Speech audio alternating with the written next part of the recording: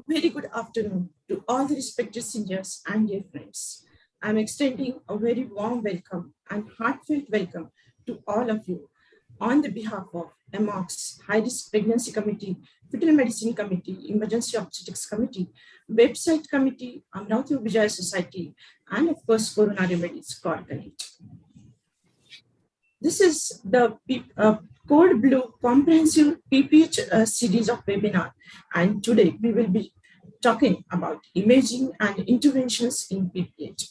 The scientific program of which has been meticulously curated by FMC Chairperson Dr. Sujit Punkarsa, Emergency Obstetric Committee Chairperson Dr. Shembekar, strongly supported by Dr. Pranjal Sharma, who is the website committee chairperson, and always close to heart, my President and Secretary, Dr. Suyoga Panat, and Dr. Anita Bobre, enthusiastic Secretary of Devli Savangi Obstetrics and Gynec Society, Dr. Jaya Tulaskar, who is the coordinator of today's program, and of course, the HRP conveners group, along with, I extend special thanks to today's technical support for Connect Corona Remedies, Dr. Ms. Nisha Thakur. Slide change, please. It's going to rain very heavily at our place, at my place, and all the conveners of this chairperson wish a very happy monsoon season to all of you. And we keep our finger crossed that there should not be any network issues in conduction of our webinar. Next, please. So it's my great honor to welcome the chief guest of today's webinar, President Amogs, Dr. Rajendra Singh Pardesi, sir. He needs no introduction. Is the President Amogs and is a leader who lives for Amogs and is for Amogsians. He is truly dedicated to the betterment of people of not only Amogs but all over Foxy. I welcome you, sir, and I would like to request you to say a few words on this occasion. Thank you, Dr. Rashmi. Good evening, everybody. Respected Dr. Sujata Dalvi, our active secretary Amogs, Dr. Pushpa Jungare, Dr. Ajay Mane, VP Foxy Elect, Dr. Bharti Abhyankar, our state coordinator, and a stalwart in this field of imaging, Dr. Kuldeep Singh sir. I know Dr. Kuldeep Singh sir since 30 years, and he is a dedicated hard worker, and he is the right person to guide us today. And with this, my ever-active Amogs chairpersons, Dr. Rashmi Kahar, Dr. Chaitanya Shembekar, Dr. Pranjal Sharma, and Dr. Sujit Punkarsa. I all know that PPH is still a major cause for maternal mortality and morbidity. And now imaging techniques, they plays really an important role to reduce PPH and complications. With the galaxy of speakers like Dr. Rutuja Phuke, Dr. Subodhi Rizvi, and the stalwart Dr. Kuldeep Singh, this is going to be a great event. I congratulate specially to Dr. Rashmi Kahar and Amravati team, Dr. Suyoga Panat, Dr. Anita Bobre, Dr. Jaya Kore, for organizing such a practical webinar. I wish every success to this webinar. Thank you. Thank you so much. Thank you.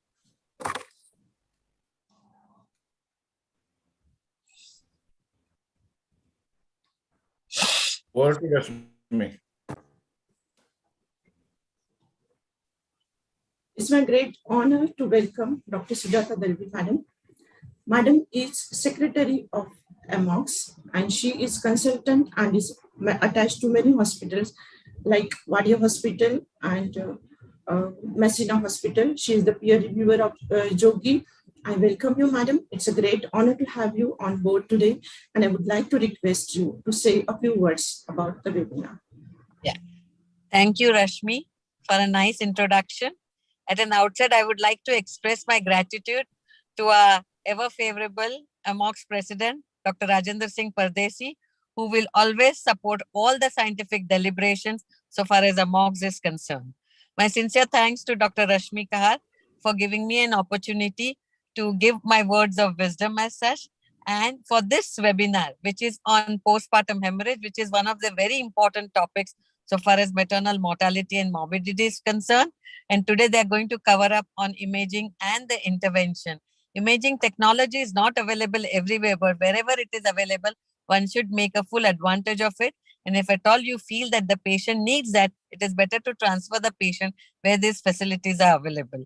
And today's webinar is with association of other Amogs committees like Fetal Medicine, Emergency Obstetrics website, and also along with Amravati OBGYN Society.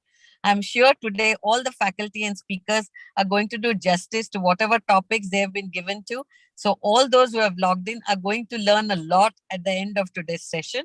My sincere thanks to other co-conveners and all the best wishes and best luck for today's program. Thank you so much. Thank you, madam. Thank you for your gracious presence. Thank you, respected Dr. Pardeshi, sir. Our next guest of honor is my teacher, Dr. Pushpa Jandhare Somunshi, madam. Madam is professor and HOD, OBGYN department, DMC Amravati, and is a member of UG and PG Board of Studies of Surgery and Allied Subjects and UHS. She has been the first visiting professor sent by Foxy to Cuttack Medical College, Odisha, and is a PhD guy.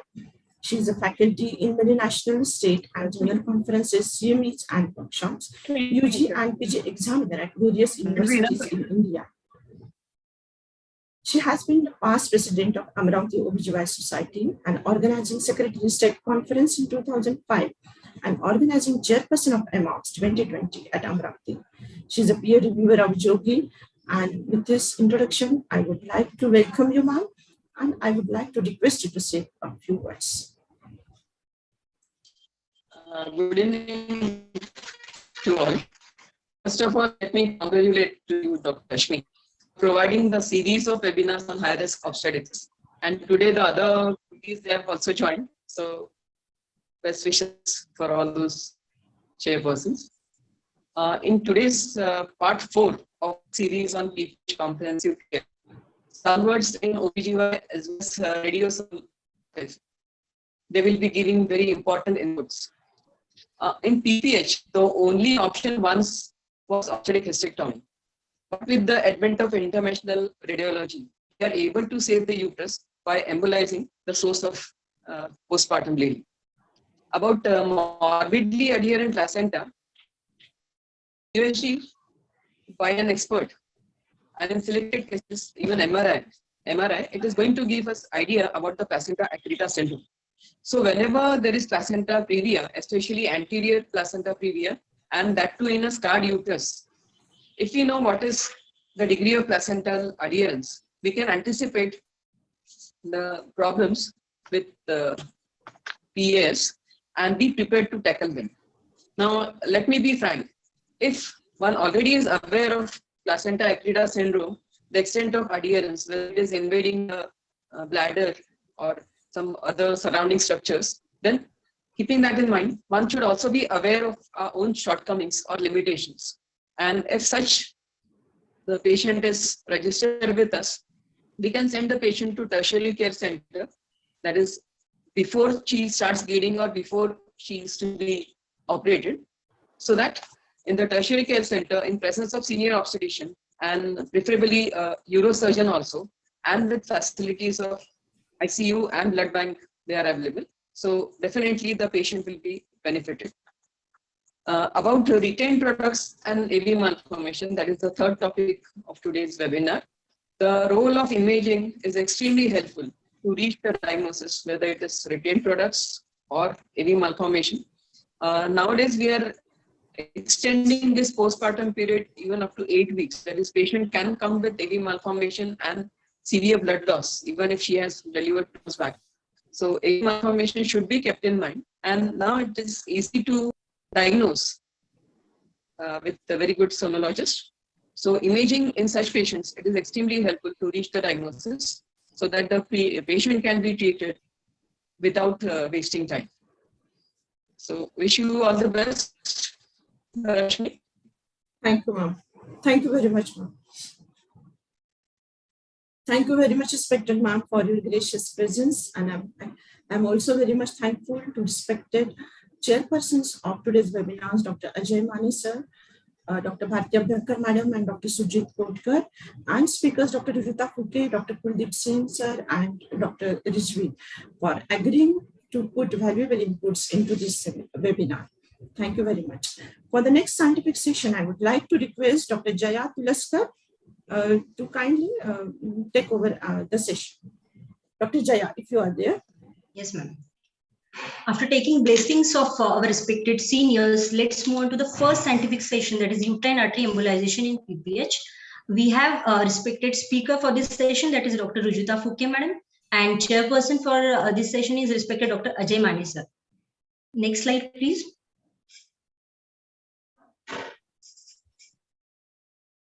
I'm very much honored to introduce Dr. Ajay Mani sir, who needs no formal introduction. Sir is member of National Inspection and Monitoring Committee, ECP and DTV, Government of India.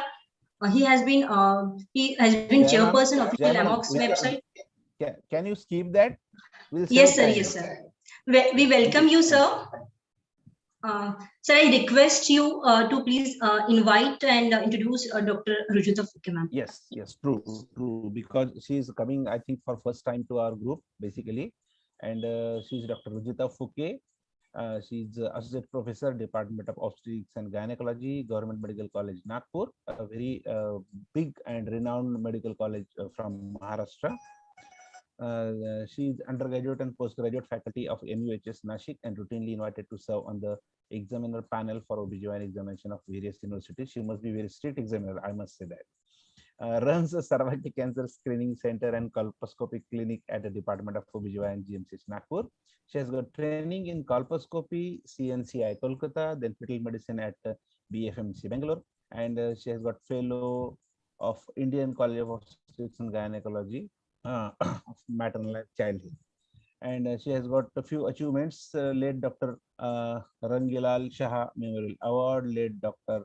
Sundarbai Kumar Memorial Award, Dhanvantari Award, led Srimati Shakuntala Suryavanshi Memorial Award, Pfizer Gold Medal for Excellence in Undergraduate Studies. She has delivered prestigious NOGS oration in 2050.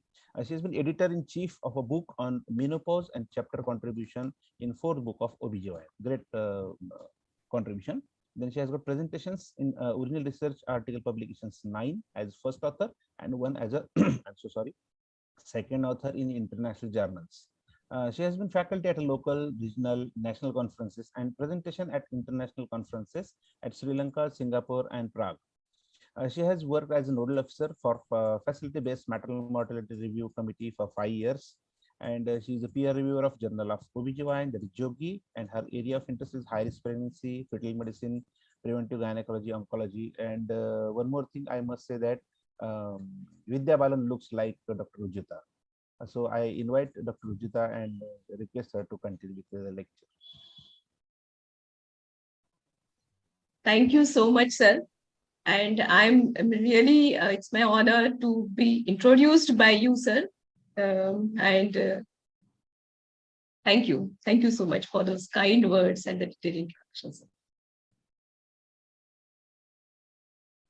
So, should we start with this academic session? Yeah, you can share your screen. Yes, okay. So, at the outset, I must congratulate the team Amogs of this year, as well as Amogs High Risk Committee and Fetal Medicine Committee, Emergency Obstetric Committee and Website Committee, as well as Amravati OBGYN Society for their stupendous work in creating this web series. And total three parts of this web series, they are over and they are super hit, I must say. And they are doing excellent work. And this part of the CME, this part of the web series, that is intervention and imaging in postpartum hemorrhage, is also one of the very important topics. And really, I must congratulate this team for their work and for their, they are leaving no stone unturned. And they're going in depth to discuss this topic, such an important topic. I can see the efforts the team is putting in. All efforts by all the organizers, the conveners, and the faculties as well. And you people really have set up a benchmark And I think you have raised a bar so high that I think it's very difficult to now reach to that level. So I really appreciate the work you people are doing for this PPH series. And to take it forward, let us discuss today this topic of TAE, that is transcatheter arterial embolization.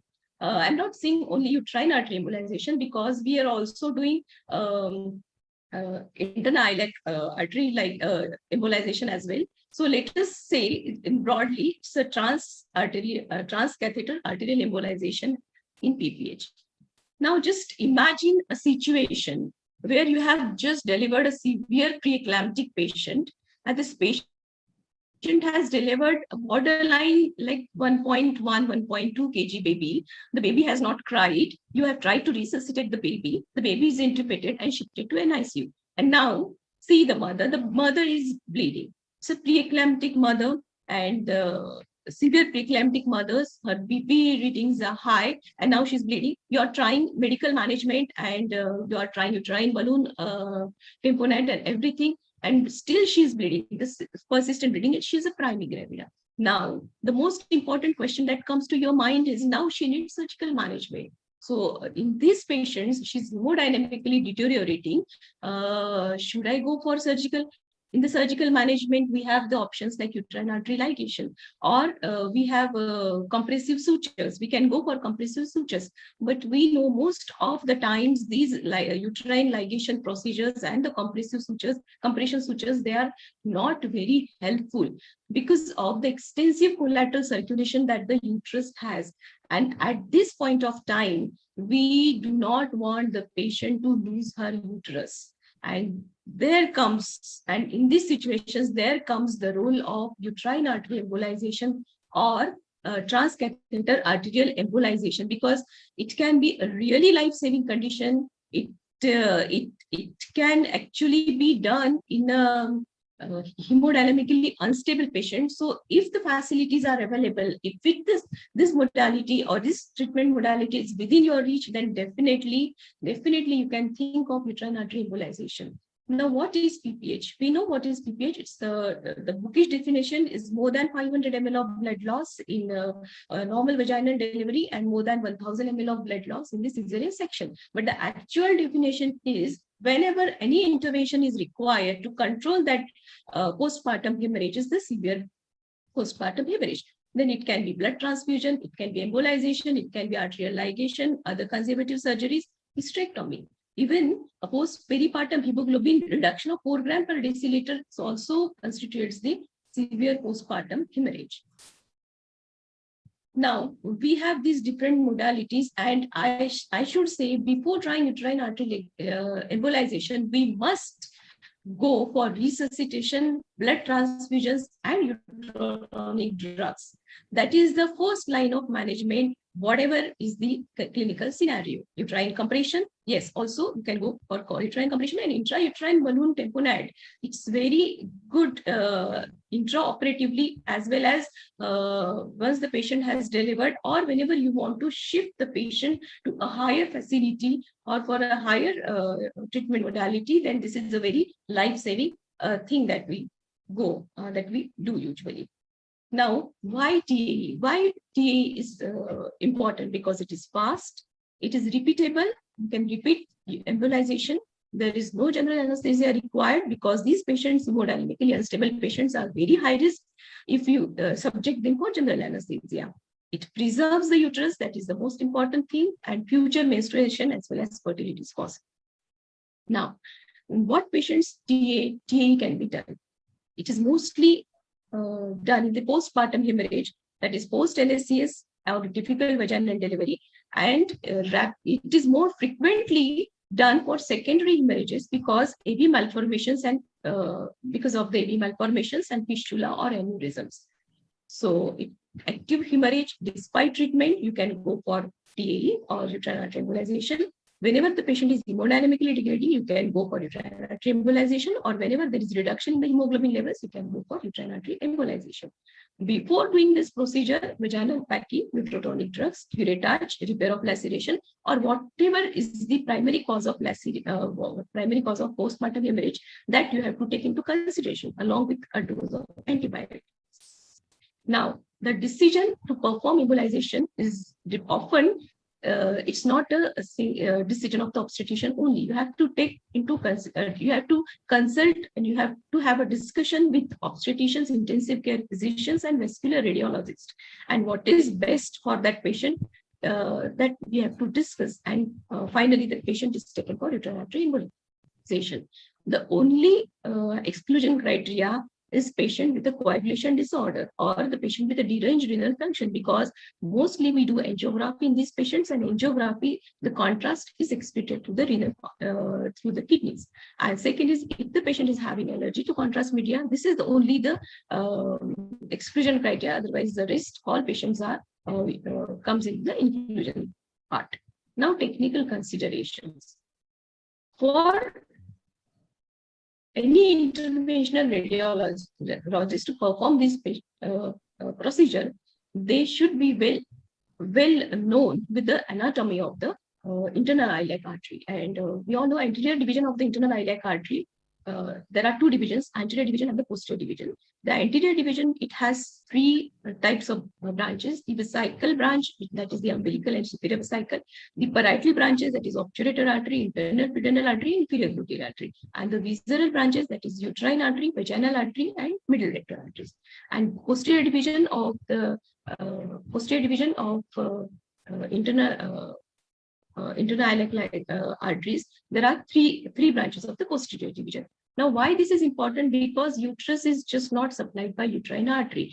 Uterus has a collateral circulation from the ovarian artery, which is a branch of abdominal aorta, as well as the blood supplies through the vaginal artery, which is a branch of anterior division of internal iliac artery. And this is internal iliac, and uterine artery also has many types of variations, but these the four main variants are in 45% of the cases, it's the first branch of the inferior gluteal artery. In 43% of the cases, where it has the trifurcation of the internal iliac artery. In 6%, it's the second or third branch of the inferior gluteal artery, and in 6%, first branch of the internal iliac artery. Here I missed something about the persistent cicatric artery, which is a rare vascular anomaly. But if accidentally it is embolized, it causes irreversible neck. This also arises from the internal iliac arteries bilaterally. Whenever it is present, it is bilaterally present, and that we must watch or be careful while we do uterine artery embolization. Now, how to identify uterine artery? Uterine artery is usually it is identified by its shape. It is U-shaped. It has a descending limb, a transverse limb, and ascending limb. The descending limb is known as parietal. The transverse is known as also arch, and the ascending is known as the marginal arteries. And then that bifurcates into the arcuate arteries. Now, this is a tortuous artery and identified by its tortuosity. A vaginal artery, as I said already, it is a branch of abdominal aorta, and cervical vaginal artery is a branch of transverse segment of the uterine artery. Now, what are the embolizing agents that are available with us? Now, traditionally, we have been taught that the polyvinyl alcohol particles are most commonly used, but recent study says that these polyvinyl alcohol particles are responsible for uterine necrosis. So nowadays, the gelatin foam particles, which is a temporary method of embolization, are preferred. And whenever we are doing it as a pre-operative procedure, embolization, then gel foam particles are the commonly used, frequently used, because they are temporary. The recanalization occurs after 6 weeks, and there are no side effects. But whenever the patient is in whenever patient is in DIC, these gel foam particles, or whenever patient has aneurysms like AV malformations or fistula, these gel foam particles, they are not very helpful.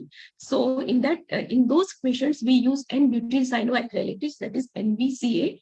It's a glue, and for more resistant cases, like I said, whenever the patient is in DIC, the glue is used. Many a times, glue with gel foam particles combined embolization is also done. Very rarely, these metallic coils are used. Now, the mechanism of NBC is it is polymerized. Whenever it comes in contact with the blood, it is polymerized, and that's why it completely seals the vessels.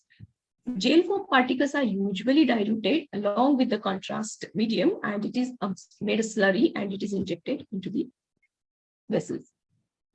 Now, first of all, the common femoral artery is identified. It is either by palpation or by fluoroscopy or ultrasound. Ultrasound is best because many a times these patients are in hypotension, and this common femoral artery is usually not easily palpable. So a single puncture is done, right, common femoral artery, and 5 French Roberts catheter is introduced. Now, this procedure is done on both the sides, ipsilateral as well as contralateral sides, because of the extensive collateral circulations. And most of the times, the immediate postpartum period, the blood vessels are very tortuous. The role of microcatheter, I must say, whenever you are super selecting a vessel, you have to super select a vessel and selectively embolize those vessels. Only then the role of microcatheter comes in, but not in postpartum hemorrhage where the patient is actively bleeding. In that case, a general rule applies that you have to, in general, don't go for super selection of the vessels, just embolize the grossly the uterine arteries or the internal arteries. Now, every time angiography is performed to identify where is the active bleeding focus, and then the embolization procedure is performed, and the same procedure is repeated on the other side. And aortography is also done because we want to identify the other potential bleeders as well. So no general anesthesia is required, only you can sedate the patient and femoral artery approach is done. The catheter is known as Roberts catheter. And the end point of embolization is identified with a column of contrast in the uterine artery, which is a steady column of contrast. And it's a sharp, like, you do not see the blood flow beyond that. So you will see in the videos. So this is how I have this small clip I want to play.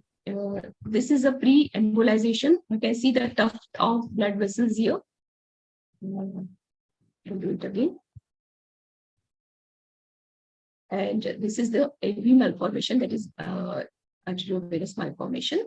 And post-embolization, we have these small loops where you can see is the other side. Pre-embolization video, again in this patient, you can see the catheter and the blush, vascular blush of the bleeder. And then this is a post-embolization video. The blush has disappeared. Now, general rules to be followed is embolization of the bilateral uterine arteries regardless of the presence of active bleeding focus whenever you are treating a patient in postpartum hemorrhage.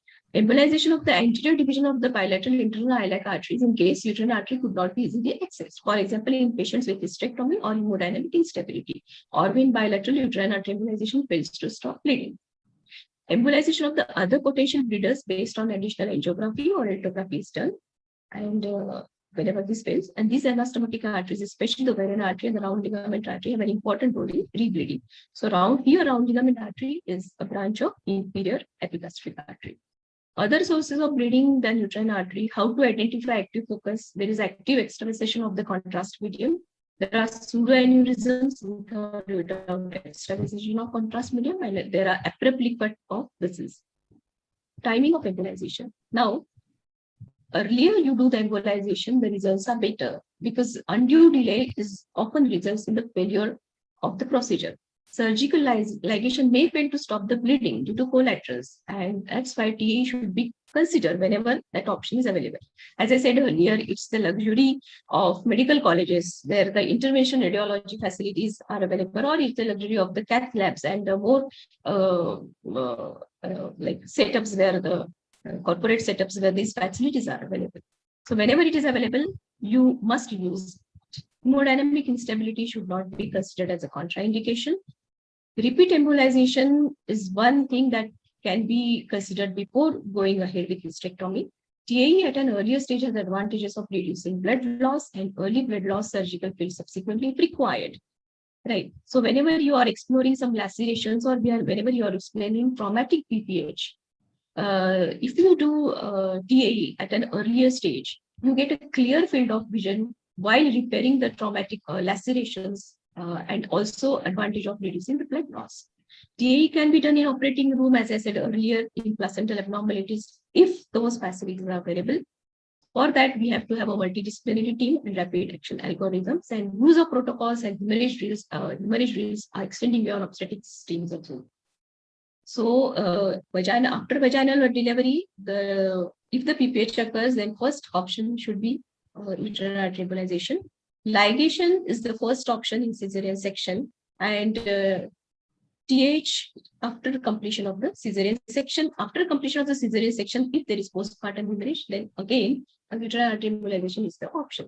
And in secondary PPH, this should be the first line of management, regardless of the method of delivery.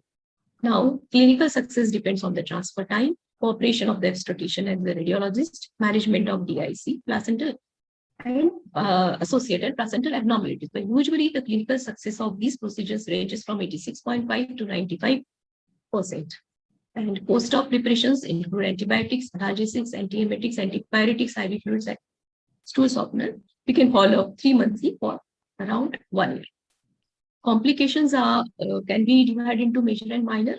Major complications include lower extremity deep vein thrombosis, iliac artery perforation, and subsequent hemoperitoneum and endometriosis. The zonal ischemic necrosis of the inner half of the myometrial wall, psychovaginal fistula, and uterine necrosis. So all these are because of the ischemia. The minor is post-embolization syndrome, which many of our patients, they complain of post-embolization syndrome. There is transient fever, mild leukocytosis, and abdominal pain. There can be altered menstruation, heavier, sometimes lighter, or dysmenorrhea, dissection of the uterine arteries, transient buttock or foot ischemia, and puncture site hematoma. These are the minor complications. Now, failure, what are the reasons of failure? There can be because of the lacerations or some bleeding foci. Suturing must be achieved prior to embolization. Proximal embolization because of the collateral vessels. Bleeding from placenta Akrita, DIC, hemodynamic instability, hemoglobin level below 8 grams per deciliter, and extravasation detected on angiography.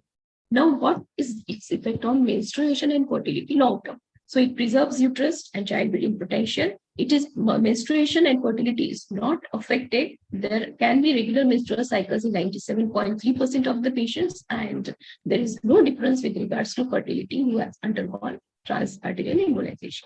Radiation exposure, yes, definitely. There is a risk of radiation exposure, high radiation exposure to the ovaries, but there are no TA-induced skin reactions or no congenital anomalies in the fetus. They are noted, and exposure depends on the procedural protocols, and there can be some things which can be done to decrease this exposure timings.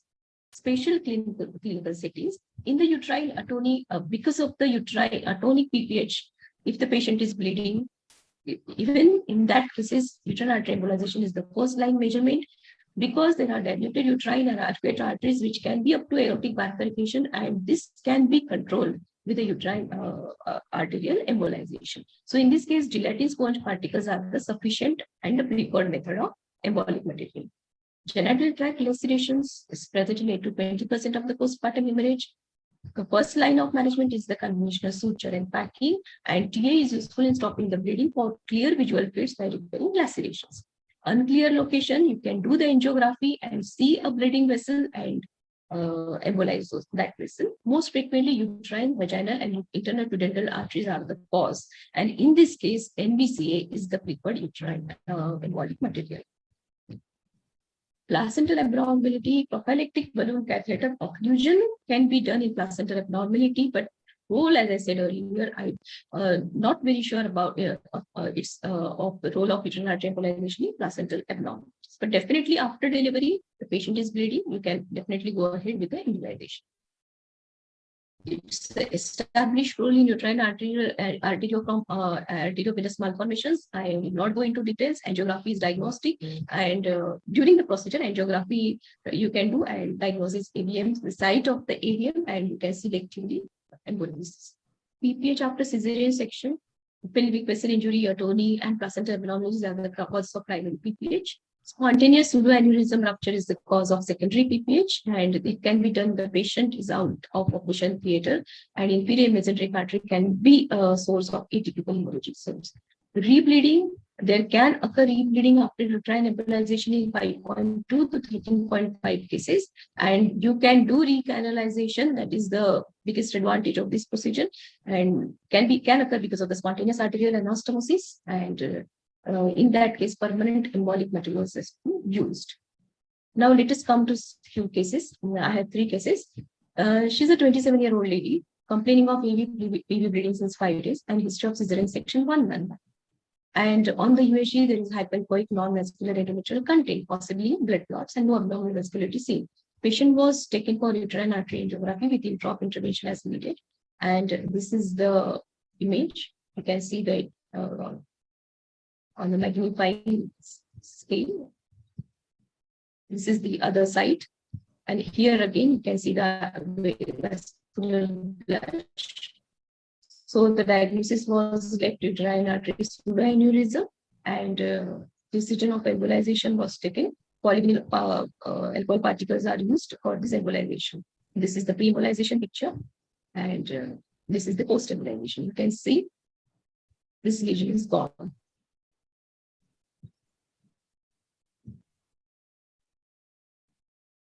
This is the other side, and this vascular blush is there. It is also reduced.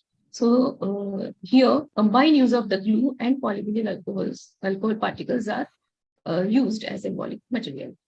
Day 3, post-op, post-procedural follow-ups, and there is no abnormal vascularity, no collection in the mitral cavity. Day 6, minimal collection, and in day 8, again there is no collection in the mitral cavity. This is a case 2, 24 years female, history of LSS again 1 month back, torrential bleed off and on since then, USG is normal. Pre-embolization uterine angiogram, this shows the again vascular blush, and post-embolization left uterine angiograms. This is the normal right uterine angiogram. Now, even in the vaginal tear also, we can go ahead with embolization of the selective vessel. And here we can see right vaginal artery extravasation seen, and this is a post-embolization picture where we can see right that extravasation is taken forward. So I must say, whenever facilities available, they should be considered as a first line of management after medical management, of course. Because it is done because it is quickly it's because of its fast phase, excellent effect and wide indication, minimal invasiveness, and it has the advantage of uterine preservation. But for that, we have to have good setup and all the facilities for uterine embolization, and there should be a close communication between the obstetricians and the interventional radiologist. It's very, very important for this timely management and the life-saving procedure. Thank you so much.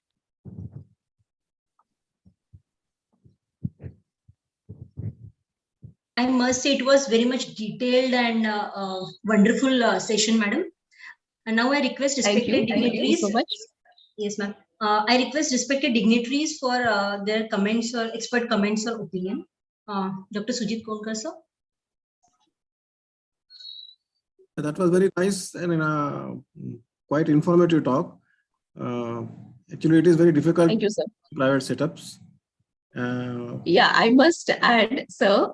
These all the images are they are taken from the interventional radiologist. So all the image courtesy to them. These are not my. Yeah, we should encourage all to go for this various talks.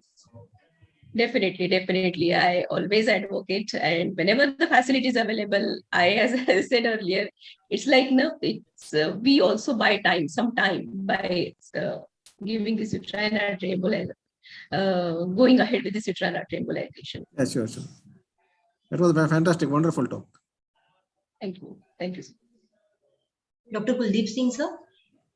Fantastic. I was just enjoying and was getting mesmerized by all those things, and because I have a setup where I just do ultrasound, so I was just looking at that there's so many things which are possible. Great. Yeah. Yes, sir. Great, and thank you for taking pseudoaneurysm. I just deleted that case from my case list. Right. So I says it is my work. Okay. So it could have been endless otherwise. Somushi madam wanted to say something. Yes. Excellent presentation, Rutuja.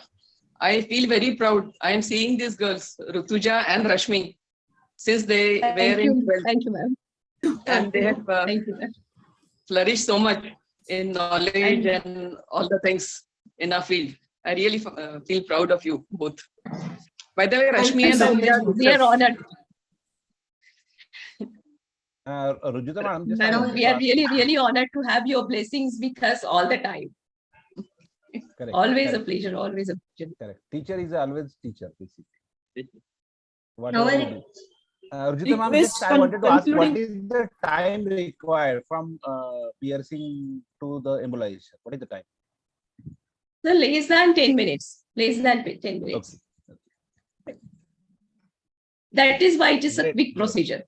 Yeah, it depends on the expertise of the intervention radiologist. But if the radiologist is expert, then there is hardly any difficulty in cannulation, negotiation of the catheter, and it's a matter of few seconds only. It's a matter of few seconds. Great. You have given positive, negative, all points and all aspects of your embolization. Right, Thank you. right. Thank you very much. It was very new topic for all of us, and we learned so much things. Great. Thank you, sir. Thank you So so we much. would like to have concluding remarks from Chairperson Dr. Ajay Mani sir on this topic. Now I have given. I don't have any expertise in embolization, so I cannot give closing remarks. She is much better than me in this field. But I learned so many things from today's lecture. So thank you, Rujita ma'am, for giving us the new aspect. Thank you very Thank you, much. sir. Thank you, sir. Thank you, sir. Thank you so much, ma'am. Thank you so much, sir. After this wonderful session, let's move on to the next interesting and nowadays commonly encountered topic, that is USG in morbidly adherent placenta. We have stalwarts from field of sonography with us. The respected sir, the speaker. Can I have next slide, please, Nisha? Yes, ma'am. 1 second. Just share. Give webinar.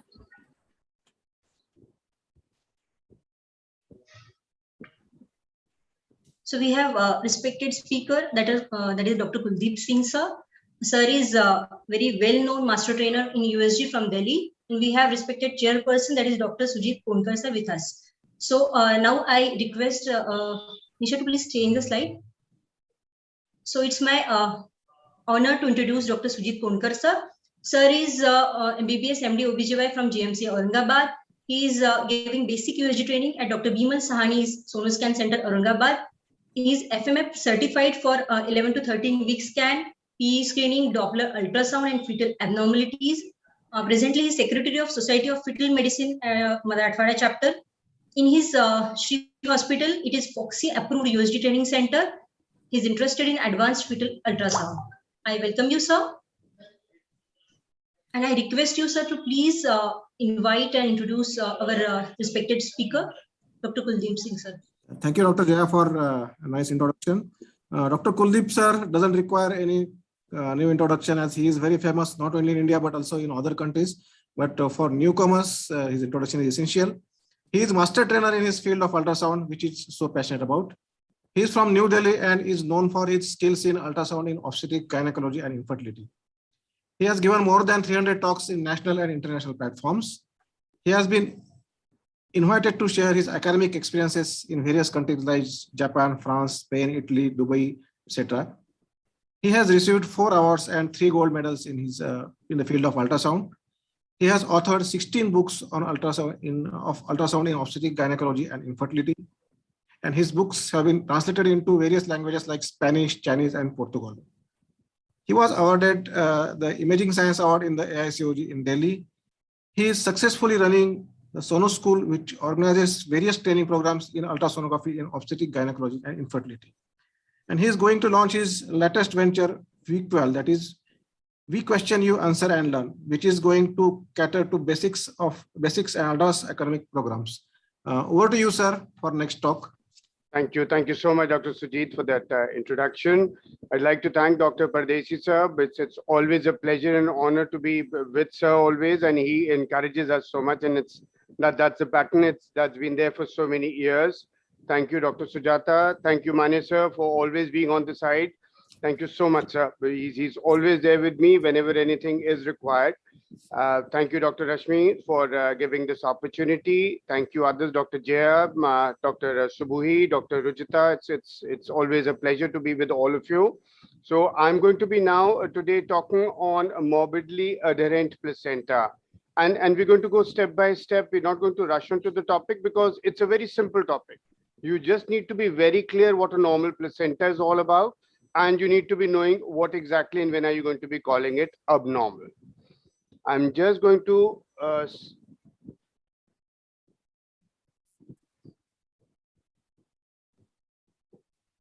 is it coming okay? The slide is on and can you all hear me? And I just want to, Manisa, we had this problem where the next slide wasn't coming up. Is the next slide coming up, sir? No, this is the introductory slide only. Next slide is not coming. Is the next slide on morbidly adherent placenta? No, no, No, sir. no, sir. It is First not. slide is same. Just hold on. There is Anna, that yes, day now I also. learned from one of the thing that how can we do it? Let me just check. Nisha, if you can just help me out. One of you all had helped me. I really don't know how did you do that. Right. You can go on to the full screen, sir. Is it No. bottom? No, I just want to know, does the next slide come up? Is the next slide coming up? Yeah, morbidly adherent Not placenta yet. is seen. Not yet, sir. No, it hasn't changed. No, just a second, sir. Mani sir, I'll just take a minute, sir. Because why is this problem happening? That day there was the Zoom thing and we were able to figure that out. There was some button she told me you need to press this and then it will be okay. Can you try full screen and then do it? Then it won't come, G. Then it won't come. If I have this full screen, then I can't go on to that menu. Oh. Sir, you do it full screen and I'll tell you the next procedure. You open Okay. the presentation. I'm opening do the it full screen. presentation, full screen. Yeah. Yes, and then click Alt tab. Alt tab. Yes. See there if you could find the Zoom icon where the webinar is visible. Whatever I've done, that's gone in terms of Alt and tab, you said, G? Alt tab, yes. Yeah, Combined. Alt tab. Yeah, now what do I do? Are you able to see the Zoom webinar? I am able to. Okay, go on to that, sir. Went. Select share screen. Yeah. And then are you able to see the full screen of your presentation? No, I'm not, but I still have to press the share button. Share, yes, yes. You have to share. Select the share button. I don't know. It is the plain side. If you could select onto the screen, click onto the screen. I have clicked onto. Is something coming over there or is it still white? It is white. My apologies. It has changed. It has changed. No. I've stopped the sharing of the screen. Okay.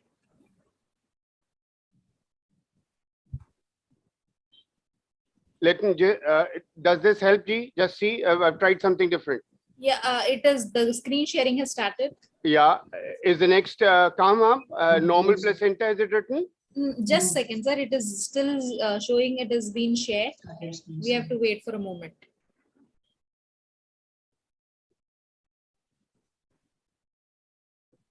Your screen sharing is paused. Now, how do I do that? Resume share. If you could stop share and start share again. Apologies, delegates. Sorry. I thought I'd learned the trick that day, but I am a little slow at these things, G. Sorry. Yeah, what do I do now, G? You share it again, sir. I've clicked share screen. Now, what do I do? Select onto the presentation. Selected the presentation. Share it. Done. And there will be a done button down. Share or done. But yes, now it is in the small mode. Okay. I need to go onto the slide share now. Yes. But then the moment I do that, the next slide doesn't come up. Are my slides changing?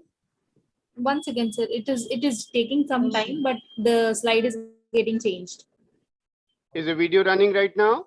No. So you can play it like this only. It will be. No, that's, I really don't know. I honestly thought I should have mugged it up that day. Sorry, my apologies. So So can try you and just click on increase the the size? slide. माने sir से ना मेरा computer डरता है. So try and click on the slide only. Sorry, yeah, ma'am. अभी it Try is a and very click on the slide. sufficient size, sir. Just नहीं go sir, वो on clicking. जो अच्छे से आ जाएगा ना सर, वो पूरा का पूरा, तो उसमें मेरे को भी अच्छा हो जाता है. हाँ, मैं नहीं दिख रहा है, पर ये अपना प्रॉब्लम पुराना है सर, ये अपनी. और उस दिन ना किसी ने जूम में ही कराया था, क्योंकि मेरा गो टू वेबिनार तो फर्स्ट क्लास चलता है. चलिए कोई नहीं सर, अभी नहीं तो फिर ऐसे ही करेंगे. अभी कुछ आया सर, मॉर्बिडली एडहेरेंट प्लेसेंटा आ गया. Yes. नेक्स्ट स्लाइड आ गया, नॉर्मल प्लेसेंटा. नहीं अभी नहीं आया है सर. नहीं, फिर मैं छोटा वाले से ही चलेगा जी. ठीक है जी. Sorry doctor Sujit. आया है. नहीं सर, वो छोटा ही आ रहा है सर. तो वो कोई नहीं, ऐसे ही चलते हैं. So rather than wasting time, we'll go in. So we're looking at a normal placenta, and we know what a normal placenta is. It has to be homogeneous in ecotexture. The retroplacental area, the clear space, has to be hypoechoic. So you need to be very careful on that. I hope my cursor moving, we are able to see on the screen over there. So if you see over here, we're looking at, that's the placenta, and I need to carefully looking at where is the myometrium, where is the clear zone between the placenta and the myometrium. This hypoechoic line, you need to be very, very watchful.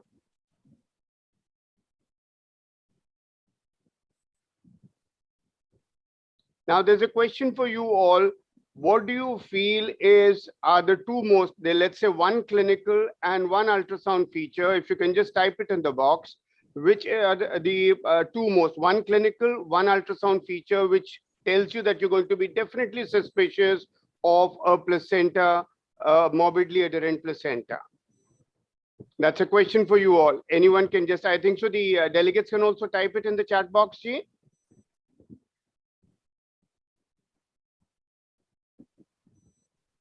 And I'm going to gradually explain, because we always used to think of just the myometrial thinning as the most important thing. So we need to be looking at previous cesarean in terms of the clinical thing.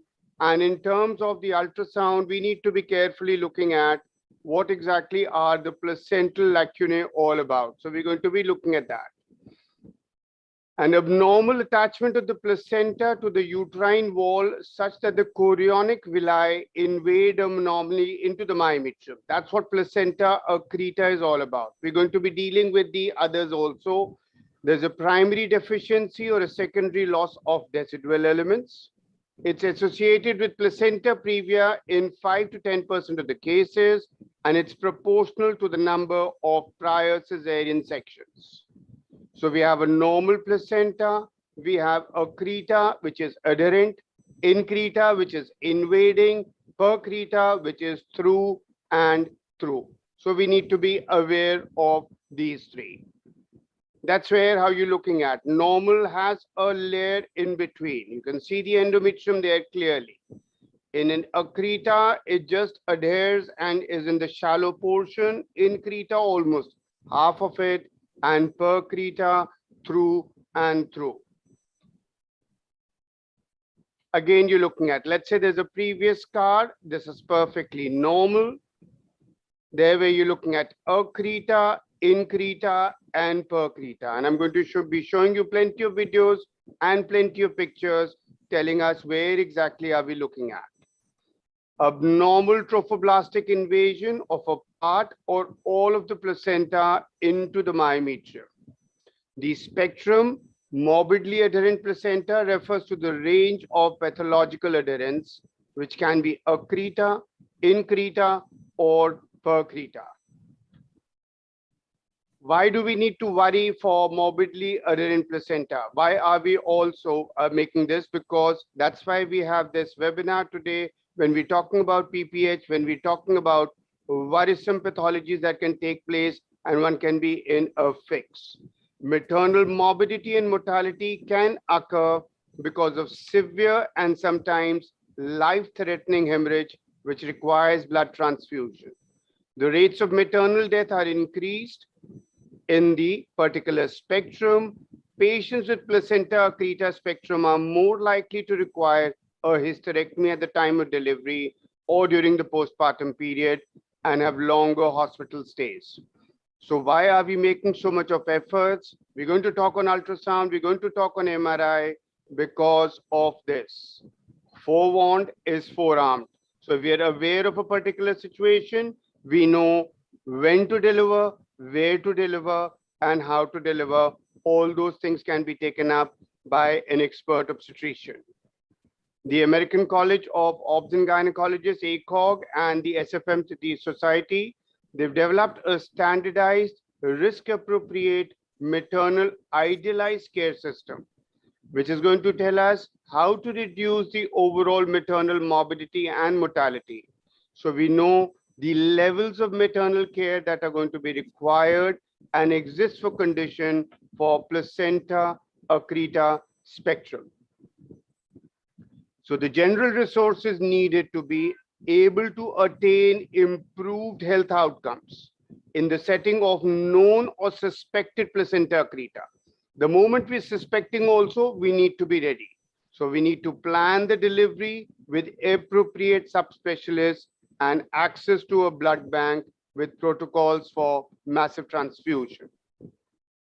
The rates are increasing because there's a change in the risk factor, most notably increased rate of cesarean sections. Several other risk factors, the most common is a cesarean, but otherwise we've seen the increase in the incidence of placenta Akrita increases with the number of cesareans. The additional risk factors, advanced maternal age, multiparity, prior uterine surgeries or a curettage. So don't always think of the anterior portions. There could be a myomectomy that's been done. There's a curettage that has been done. So be watchful, even if it is a posterior placenta and in Asherman syndrome. Placenta previa is another significant risk factor. What I always tell and say is, if it's an anterior placenta, starting off with your NT scan, if it is a low-lying placenta or a placenta previa and is not going up, you have to think of placenta Akrita unless and until proved otherwise. So it occurs in 3% of women diagnosed with placenta previa and no prior cesarean deliveries. So even if there's no previous section, placenta previa could still be leading to a spectrum. But if you're looking at placenta previa and previous cesarean deliveries, the risk is dramatically increased. Now, if you see over here, the woman with placenta previa, the risk of placenta Akrita for the first, second, that's 3%, 11%, third, 40%, fourth, 61%, and fifth is 67%. Various risk factors, which you've already enumerated. There are various placental biomarkers also. When you're looking at abnormal results of placental biomarkers, increase the risk and unexplained elevation in maternal serum alpha-fetoprotein. You've looked at the spine carefully. You've looked in for the other things. You need to be careful.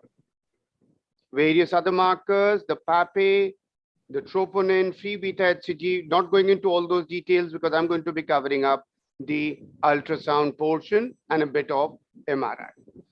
The diagnosis, antenatal diagnosis of placenta Akrita, highly desirable because the outcomes are optimized.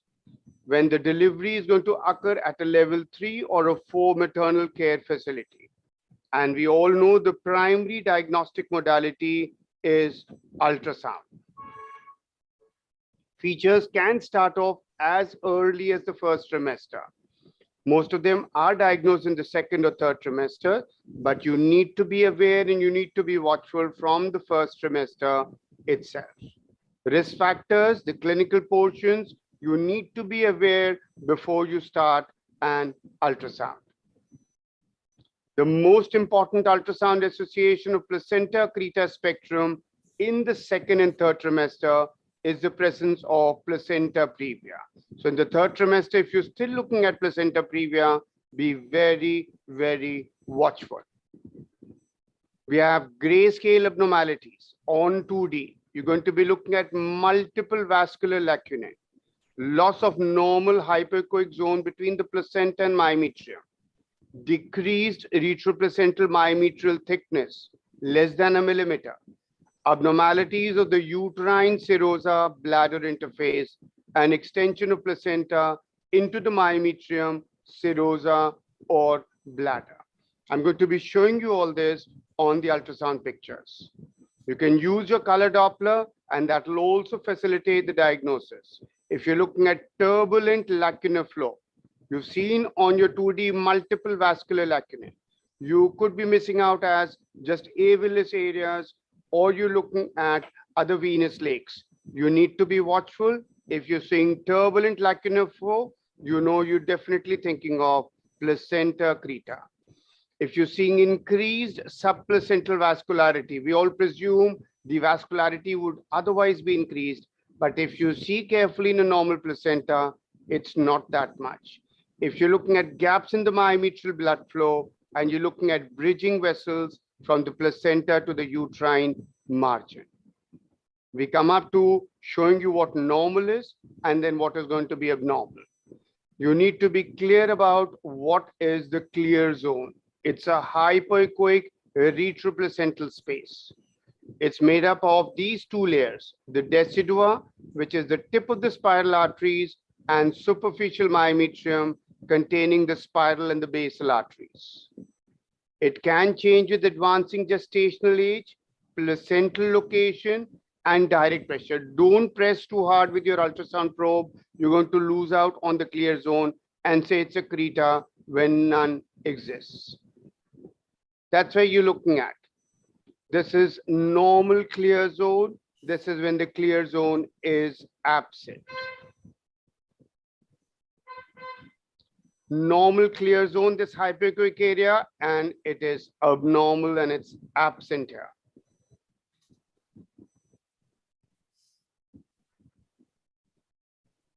Normal clear zone. That's a 37.5 beaker. Placenta was upper, but just wanted to show you all how this is going to be looking like. When there is a loss of clear zone or there's a myometrial thinning. So when the hypoechoic retroplacental zone is not visible, this sign can be seen in 70% of cases of MAP. You're looking at a myometrial thinning. Under the placenta, it's less than 1 millimeter, or it's almost undetectable. 50% of affected cases, you're going to be seeing such a thing. I've started using a linear probe for these because then you can nicely see, especially when it's an anterior one. For a posterior, you'll not be able to. But looking at the myometrium, looking at the clear zone, which you can nicely see. That's a linear probe, and you just have to move it so that even if there's a focal area, you'll be able to catch it comfortably. Then we know about placental lacunae. That's one of the most important signs when you're going to be suspecting. And that's the Finberg's criteria. It's an ultrasound to assess the presence and extent of lacunae within the placenta. And they're graded from grade 0 to grade 3. Grade 0, none. 1, when you're looking at 1 to 3, small lacunae. Grade 2, 4 to 6, larger ones. And if you're looking at a moth-eaten appearance or a Swiss cheese appearance, when there are many of them throughout the placenta, that's when you're going to be calling them grade 3 lacunae. Normal, just a few of them, especially if they're more towards the fetal surface, not to worry. They're more towards the myometrial surface, you definitely need to be worried about them, and that's definitely abnormal. You're looking at a moth-eaten appearance. And they have a very high positive predictive value of 92% and a sensitivity of 79%. They classified Finberg and Williams according to the number, size, and shape. We know about the 4 grades, and Comstock et al. Also reported the 4 criteria for diagnosing placenta akrita. But intraplacental lacunae was the most reliable with a good sensitivity and a positive predictive value. You could be looking at lacunae even from the 15th week onwards. So if you're suspecting, be watchful, keep your antennas on. So just don't disregard that as a hypoechoic area in the placenta, no significance. Mention it so that whenever the anomaly scan is done, we can definitely look in for it, because there'll be newer lacunae which will be developing because of turbulent flow over there.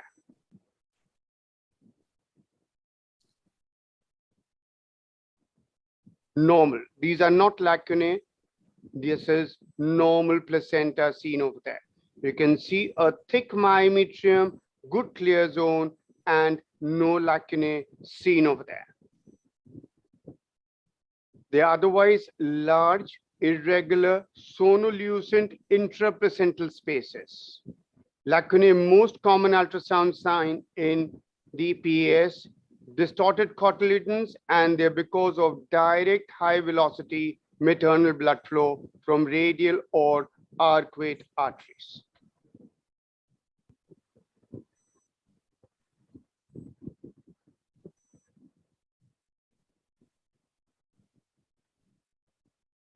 The peak systolic velocity more than 10 centimeters per second. So you can always look in for these turbulent flow in the lacunae. Shape not influenced by filling up the bladder or pressure from the probe. The difference between the appearance of lacunae in the Akrita spectrum and placental lakes in a normal placenta may not always be clear, but lacunae are larger, more irregular, and have high velocity turbulent blood flow. The next sign, bladder wall interruption, refers to an irregularity of the bladder wall between the placenta and the bladder, the result of massive developing of dilated vessels in that region. Normal over there. And you're looking at interruption of the bladder wall. Next comes is the myometrial thinning. That's again could be because of scar dehiscence. So you need to be careful. Is this myometrial thinning because of the placenta akrita, or is it because of scar dehiscence?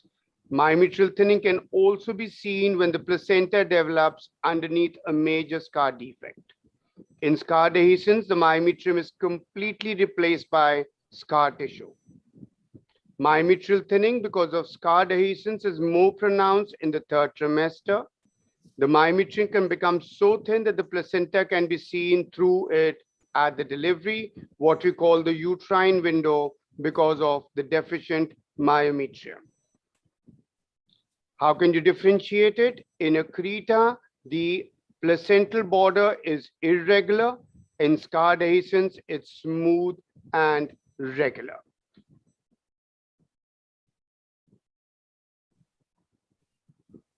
See carefully, there's plenty of myometrial thinning now, barely any myometrium. It's a low placenta.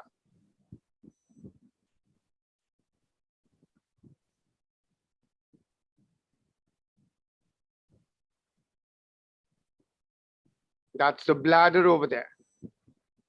It's a placenta previa over there.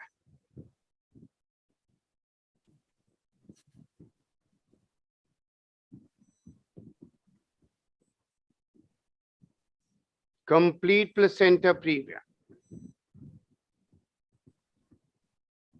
We're going to be showing you flow in these lacunae over there.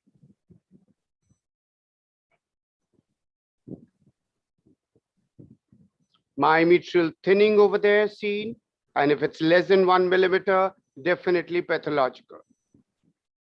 Layer just under the clear zone.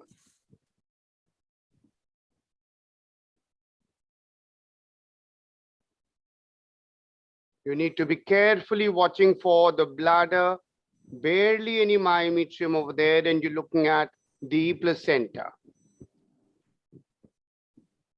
Looking at lacunae over there. Placental lakes, equiliscent areas, this is something different. This is when we're not looking at the spectrum, but if you're looking at placental lakes, don't label them as lacunae. They're a common finding in normal pregnancies.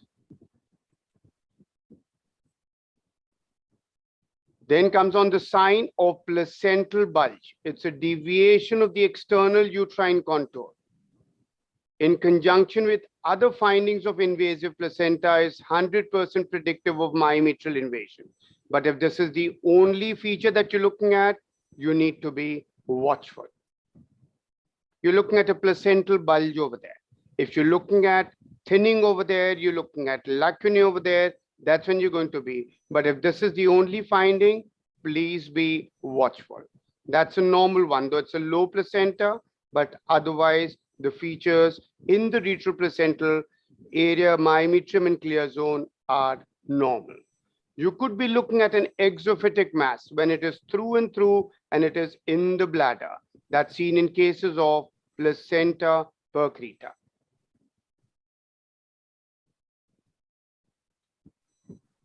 Then comes on to what you're going to be seeing on your color Doppler. Hypervascularity in the uterine bladder interface. I'll show you what normal is. And if you're looking at bridging vessels, that is the ones that are not running along the uterine serosa, but perpendicular to it, are pathognomic. This is normal. This is increase or this is hypervascularity in the utero-vesical area. Hypervascularity.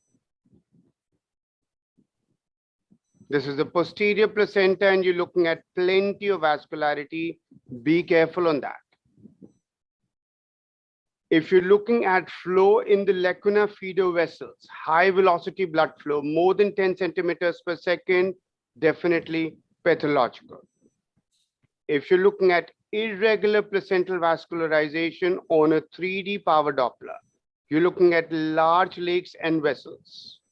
If you're looking at a normal placenta, none of this would be seen. Now, what are exactly bridging vessels? They extend from the placenta across the myometrium. So if this is the uterus, and if you're looking at bridging vessels like this, perpendicular, that is when you know we're looking at trouble, and that's a placenta trying to get into there. Those are bridging vessels. And there's plenty of flow, turbulent flow.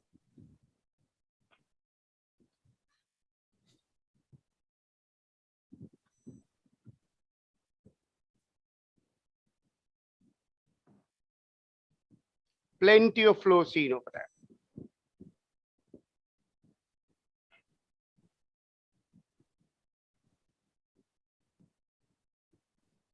That's on 3D power Doppler. We're looking at irregular placental vascularization.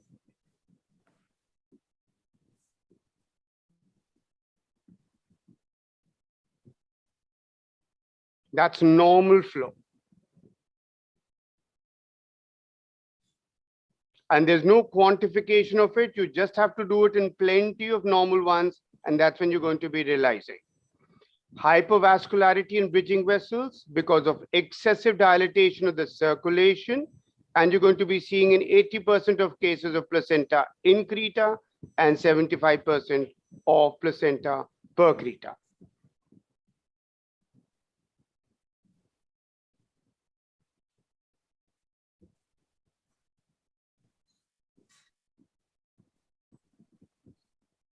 You need to be carefully using your Doppler readings. This is absolutely normal. The ones towards the internal os, there's otherwise also plenty of vascularity. So be very, very watchful before you make anything abnormal. There is no harm in being a little more precautious, but unnecessary scaring the patient and yourself is something which we should not be doing as such.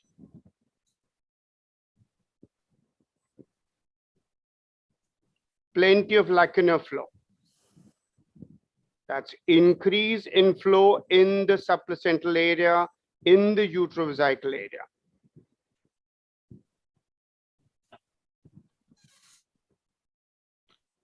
Few slides now, we're talking about MRI. If you're looking at, these are the features. Again, we're not going to be going into the details of this. That's when you're going to be sending for an MRI. I'm going to be talking on when is it that you require an MRI. Otherwise, these are the features that we see, but we are looking at more of them on the ultrasound. If you compare the ultrasound and the MRI, That's the sensitivity, the specificity, positive and the negative predictive value, and ultrasound is quite representative of that. What are the definitive indications when you need an MRI? If it's a posteriorly implanted placenta, when the visualization of the lateral walls is required, when you need to look in for bladder invasion, when you're not sure on the ultrasound, and when there's a uterine bulging into the bladder. Those are the definitive indications for an MRI. Last few slides on where this index has been built up, and that's the placenta Akrita index. It's a score with the ultrasound parameters, and we're going to be stratifying individual risks. This basically tells us what is the individual predictive value of each and every marker. So the grade 3 lacunae or more than one prior cesarean is the one with the highest weightage. The number and bizarre appearances of lacunous spaces directly correlated with the severity of morbidly adherent placenta. I'll just show you what exactly do we go about it. There you're looking at, these are the ones that are with the most weightage. More than 2 cesarean deliveries, grade 3 placental lacunae. The next in the list is grade 2 placental lacunae, less than 1 millimeter myometrial thickness, anterior placenta previa. We have the others as well, and that is how we are going to quantify how much is the risk. So if you see the likelihood ratio, that is in grade 3 lacunae, this is much higher, number of cesarean deliveries is much higher in terms of the odds ratio and the confidence interval. This is a chart which I usually follow, and that's very, very good in terms of you can add up those. If you see the previous chart over here, whatever things you're seeing, add them up, and then you see over here how it is going to be faring up, what is the probability of invasion. So what we do is, if you're looking at a woman who's had 2 prior cesarean deliveries, anterior placenta previa, grade 3 lacunae, smallest myometrial thickness, no bridging vessels, and we chart it over here, and that's where you're going to be looking at 3 points because of cesarean, placenta previa 1 point, smallest myometrial 0.5, grade 3 lacunae 3 points, and it all adds up to more than 7 because it's 8, and we have a 91% chance of probability of invasion. That's how we can just quantify it. Screening, you need to be looking at in where there's a history of previous cesarean section, low lying of placenta previa, be very, very watchful. And that's when you need to be thinking of referring them. There's a history of a C-section, history of uterine surgery. There's a low lying placenta previa. You're looking at ultrasound signs, refer them to a specialized center. We're not going into this. We've already covered that. Why we're really looking in for is the prognosis, maternal mortality and morbidity. And if you have an early diagnosis, it's going to reduce both of them by 50%. Last 3 slides where we're looking at a strong recommendation. Although ultrasound evaluation important, the absence of ultrasound findings does not preclude a diagnosis of Akrita. The clinical risk factors remain equally important. It's unclear whether MRI improves the diagnosis, but what is clear is MRI is not the preferred recommended modality for the initial evaluation. It always has to start off with ultrasound, and then we need to be looking at it. And a woman with suspected Akrita diagnosed in the antenatal period has to be delivered at a level 3 or a 4 center. So there's a considerable experience whenever possible to improve the outcomes. So looking at the placentas right from your NT scan, think and suspect clinically what you're looking at so that by the time we are at 34 or 36 weeks, or when we're delivering the baby, we're not looking at any surprises. Just follow it methodically and you'll be able to tell the patient also what exactly has to be done. Thank you. Thank you so much. Thank you so much, sir. It was very informative session. We are very happy that we have total 317 views as present. Corconnect 286 and YouTube 317. Now I request respected dignitaries for their expert comments. Dr. Rujita ma'am.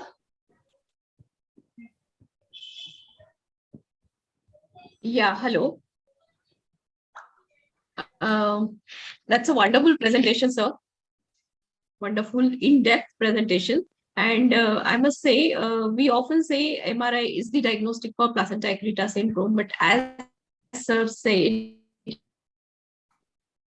the UAG, which is the first syndrome, and MRI, MRI comes later on. So first and foremost is getting acquainted with the findings of placenta Akrita syndrome on ultrasound. So whoever is primarily doing ultrasound examination must look for any underlying low-lying placentas, anterior placentas for placenta Akrita syndrome. That is the important thing. And thank you again, sir. That was a wonderful, wonderful presentation. It has been a very comprehensive talk by Kuldeep sir. He has demonstrated very nicely what is normal and what is abnormal. The videos and images comparing normal and abnormal, very nice. And as very importantly, he told the three important things to see here are lacunae, loss of clear zone, and myometrial thinning. One staging system is there. The FIGO has put some staging system from 0 to 6 for measuring the invasion of this pass in myometrial. But this is the one disadvantage of this, that is that it is done at the level of surgery. And another important system, staging system, is pass ultrasonographic system. It is very, very useful for prognostication because it depends on the what sonographically, what are the markers, sonographic markers there are present. And wonderfully, these two systems do two stagings, they very nicely matches, so that we can counsel the patient regarding what do we expect on the table, and so that patients can be transferred or managed at a tertiary center where all the facility of blood transfusion and good surgical expertise are available. Very nice and very lucid lecture, sir. And I think all delegates will look at the clear zone from tomorrow at their centers. Very necessary, very necessary. Rightly said, Dr. Sujit.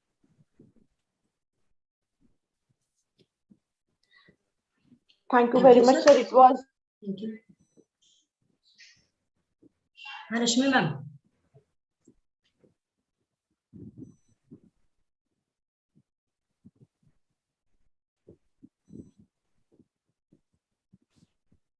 Now it's time for our third session.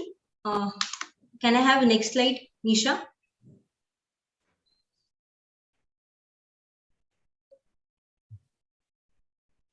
That is USG in primary and secondary PPH in retained placenta. It is case-based discussion. The respected speaker for this session is Dr. Rizvi madam, and chairperson is respected Dr. Bharti Abhankar madam. Next slide, please. I'm honored to introduce Dr. Bharti Abhankar madam. Madam is consultant at Purva Hospital, Kolhapur. She's practicing since 35 years. Currently, she is working as state coordinator Amogs. She has worked as a zonal coordinator Amogs. She is the first person to start menopause clinic in Kolhapur. She has been awarded fellowship in Indian College of Obstetrics and Gynecology. She is recipient of Gruhini Gaurav Award by D.Y. Patil Group of for recognition of work on cervical cancer. She is conducting FOXI recognized colposcopy training center in her place, that is Purva Hospital. And there are so much other than this academic distinctions to her credit. So we welcome you, ma'am. And I request you to please invite and introduce our respected speaker for today, our beloved Dr. Subbuhi madam. Good evening. Madam, thank you. Thank you so much, Dr. Jaya, for kind words. And thank you, dear Rashmi, for inviting me for this wonderful session. I'm really enjoying all the lectures. I really enjoyed Dr. Kuldeep sir's lecture. And as Sujit said, from tomorrow, definitely we will be seeing for the clear zone, the lacunae and everything. Thank you so much, sir. Thank you once again, the Amravati, the very vibrant society, for giving me this opportunity. Now it's my pleasure to introduce Dr. Rizvi. Can I have her CV, please? Yes, Dr. Rizvi, she's a gold medalist, and she's very much She has achieved diploma in obstetric gynec and abdominal ultrasound. She is a director, Mother's Clinic and Ultrasound Center. She is a FMF certified sonologist and advances in fetal medicine post London. She is immediate past secretary, Gurgaon Obstetric Gynec Society, and she's practicing for more than 23 years post PG. She has started Heal India program for adolescents and their parents, which is really appreciable, Dr. Rizvi. I really liked it. And she's a member of FOXY, IMS, FMF, SMF, IU, SOG, and SBSI. So I'm very much eager to listen the case-based discussion. So over to you, Dr. Rizvi. Thank you, ma'am, for your kind words. And after Dr. Kuldeep, it's going to be like playing after Tendulkar. But I promise to be Rahul Dravid, and I, inshallah, will try my best. So can I just attach my slides here? Share screen and clicked on share and I clicked on PowerPoint. Is my PowerPoint visible?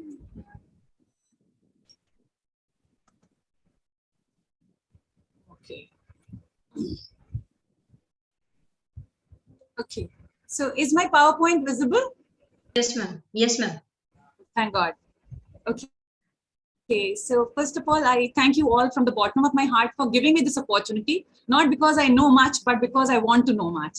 So that is a thing, because many times whenever we are giving lectures, we study far deeper than what we study, and it was difficult to compile all the knowledge we have in a 20 or 25-minute slide, because I know more than that, we all sleep. And so the idea is that I'll not let you sleep and tell you the best things. So we are discussing the role of imaging in primary and secondary PPH. Most of it, some of this has been covered by interventional radiologists.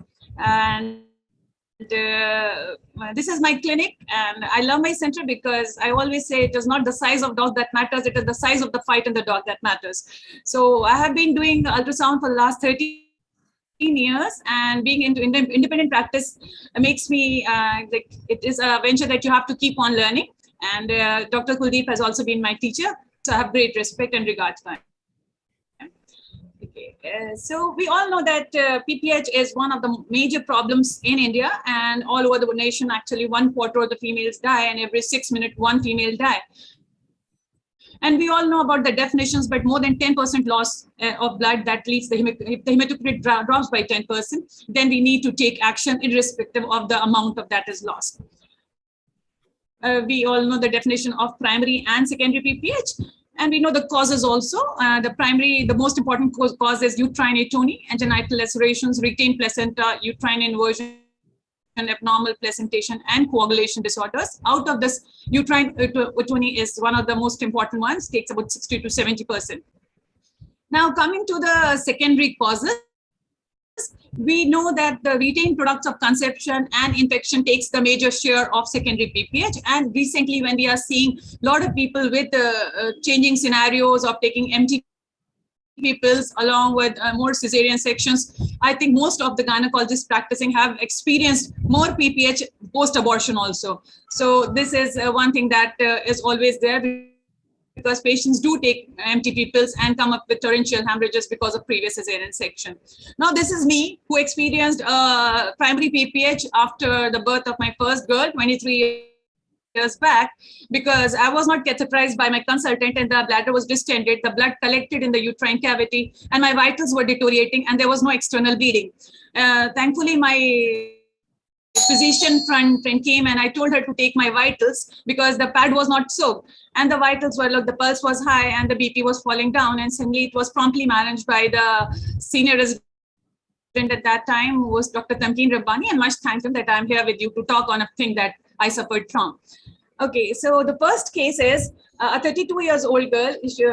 She's like para 2, delivered 3.5 kg baby 7 days back. She had complained of vaginal bleeding with passage of clot. On examination, it was an uneventful bleeding and delivery. The vitals were all fine. And the ultrasound showed an oval-shaped uterus with abundant fluid and minimal patterns within the whole cavity. So we saw this, and the thing which I liked in this is that it is important for us to understand the postpartum uterus images. And we have to see that day 1 to 3, the uterus is retroverted. The cavity appears as white line in the upper segment, and the lower segment of cervical region is expanded with fluid and solid components. And that's a normal thing. In day 7, uterus is axial. This copious fluid or mixed components are visible within the whole cavity. And this is part of the healing that is there. And it is a very normal thing. And the day 14 uterus is anteverted. Cavity resembles the findings of those of day 7. So 7 to 14, you can have minimum collection. There is the cavity itself, which is a normal thing. In day 25 to 28 to 56, the uterine size is much decreased and the cavity is empty and appears as a thin white line. So a uterus that was about 1 kg has reduced to about 80 grams. So these physiological changes have to be kept in mind whenever you are scanning a purpureal uterus.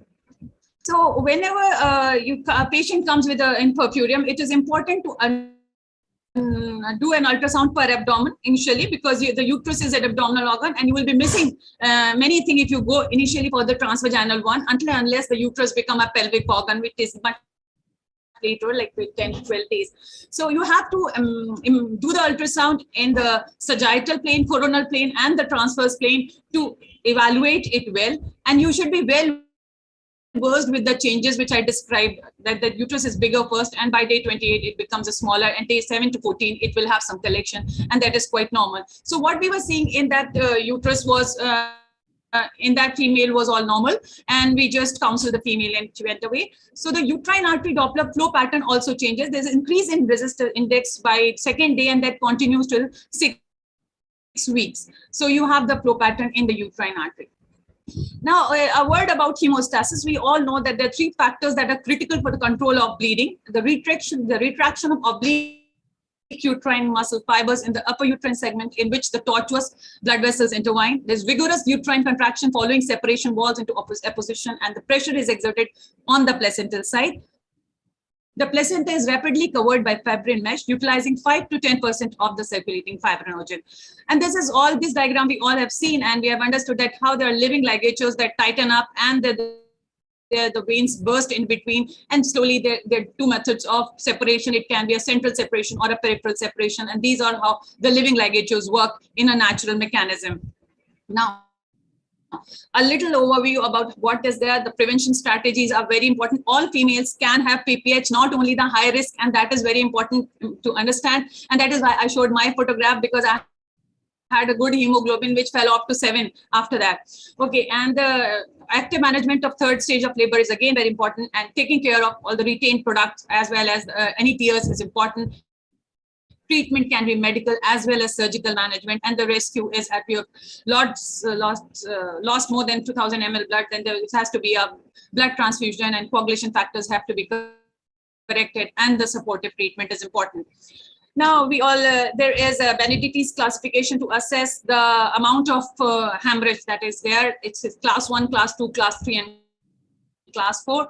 You see how much is the blood loss. In class 1, it's almost compensated. It's less than 15%. The heart rate is normal. The ventilatory rate is normal.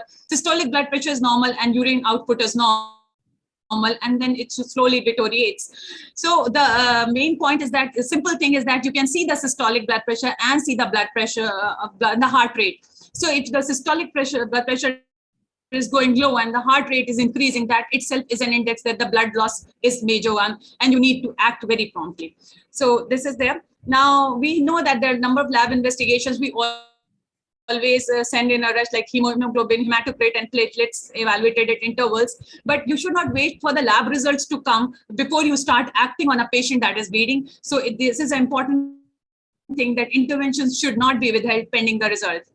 And then the mnemonic of motivate, you have to massage the uterus, oxytocins and uterotonic drugs. Now, carbitocin is very much there in the market and showing good results. Misoprostol has come. So these are like heat stable one. And then tranexamic acid, IV fluids are there. Then you have to avoid full bladder, treat the tears, and empty the uterus. Now, the treatment just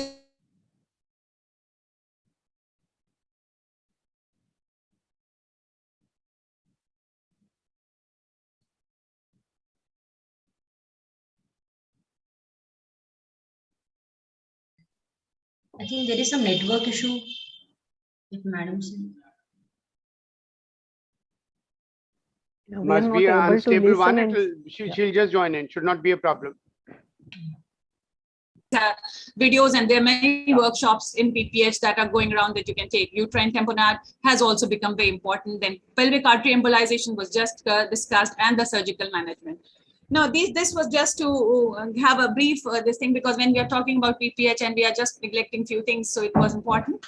Now, the second case was a 23-year-old para 1 delivered a 35 weeks infant vaginally 4 weeks ago. She was admitted in emergency with uterine bleeding and anemia. The chest was clear, the cardiac examination was normal. The abdomen was soft, fundus firm and tender. The hemoglobin was 9 grams per deciliter and hematocrit was 28. Her vitals were almost stable, but slightly raised pulse, but otherwise she was fine. So on ultrasound, the enlarged uterus with heterogeneous mass in the uterine cavity and color and pulse Dopplers, the images are showing. So there is a color flow, which I'm seeing. The endometrial lining is thick, and then you see the flow also is there. This goes, this is another case that I saw in my clinic. She was a post-abortion case who was bleeding for 1 month and came to my clinic. And on the first slice, the lining was very clear, but on moving the probe, I could see a vascular area in one cornu, and she was bleeding for the last 1 month. And on 3D, this is the cornu on which I saw the retained placenta, although the patient was not bleeding, but it was very vascular. And she had repeated 3 abortions. So I will be investigating her fully.